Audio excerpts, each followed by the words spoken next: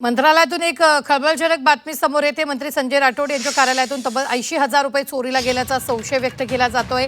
या घटनेनंतर कार्यालयातील कर्मचाऱ्यांनी तिथे ये-जा करणाऱ्या इतर विभागातील कंत्राटी कर्मचाऱ्यांची कसून चौकशी सुरू आहे। विशेष म्हणजे मंत्रालयामध्ये नियमानुसार 10,000 रुपयांपेक्षा जास्त रक्कम नेण्यास परवानगी नसल्यानं मंत्र्यांच्या कार्यालयात इतकी मोठी रक्कम कुठून आली याचाही शोध आता प्रशासन घेत आहे। या संदर्भात ताजे अपडेट देतात आपले प्रतिनिधी कपिल राऊत। कपिल, काय घडलंय?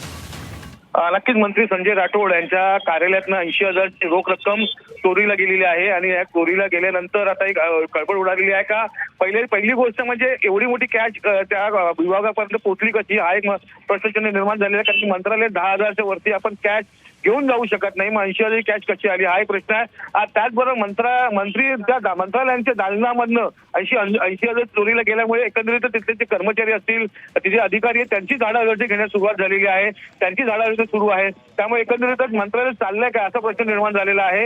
एकतर 80,000 आले कसे आणि आल्यानंतर ते चोरीला गेले कसे असे दोन प्रश्न उपस्थित झालेले आहेत आणि या दोन्ही प्रश्नाचं उत्तर शोधण्यासाठी आता झाडाझडती सुरू केलेली आहे। काही वेळातच कळेल नक्की काय झालं होतं, नक्की चोरीला गेलेली रक्कम कोणाकडे होती। निश्चित, धन्यवाद कपिल ताजे अपडेट देण्यासाठी।